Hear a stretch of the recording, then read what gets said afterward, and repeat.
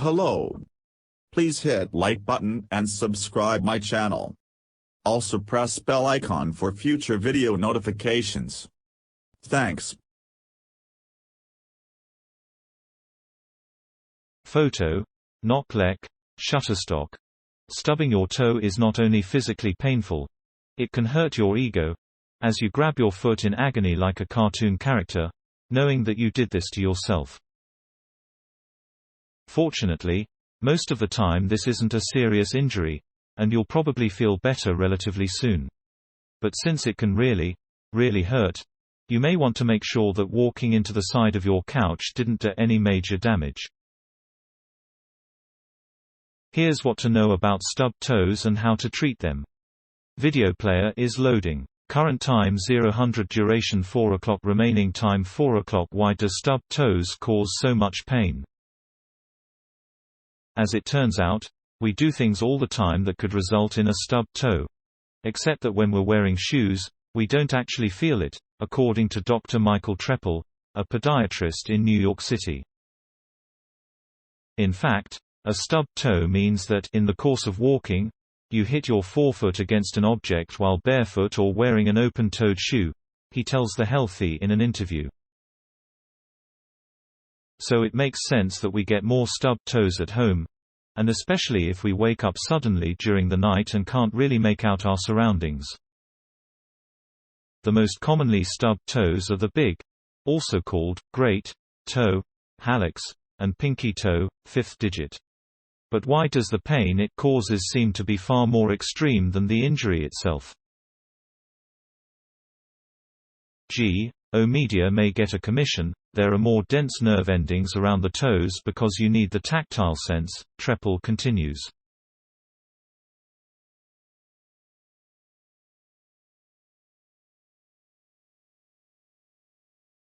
Therefore, an injury around the tip of the toe generates more pain than if it happened on the heel.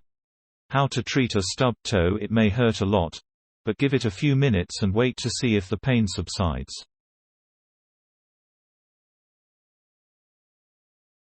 If it does, and you don't see any signs of damage on your toe, skin, nail, or nail bed, then you're most likely fine and don't have to do anything else.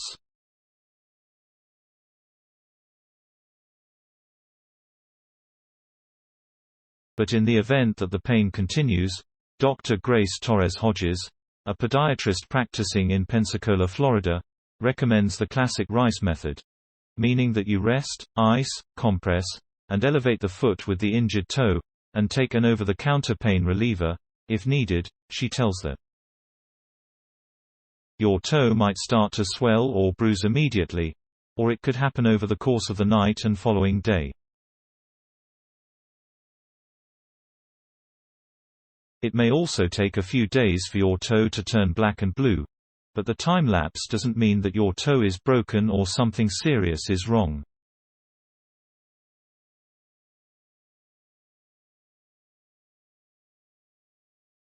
If you hit your toenail during the stub, bleeding under the nail, aka a subungual hematoma, may occur.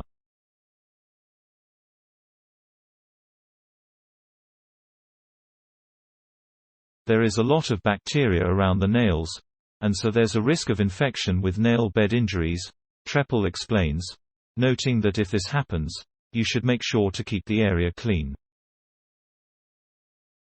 When to see a doctor? If, post-stub, your toe looks crooked or deformed in any way, you may need to seek medical attention. And in order to determine whether or not your toe was broken, the doctor may order X-rays. If your toe is broken, and crooked or deformed, the doctor may give you local anesthesia and then manipulate the toe back into its original position.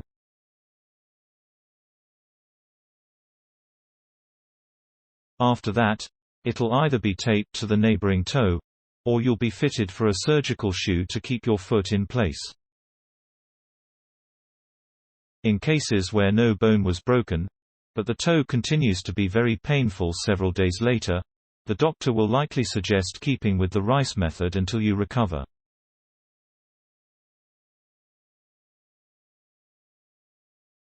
If the injury involved a deep cut to your skin, The doctor will treat the wound, which, in some cases, could mean stitches.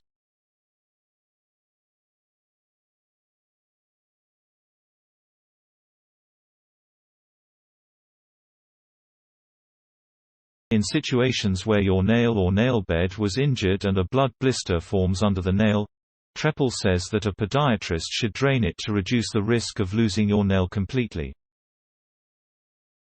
Subscribe to our newsletter.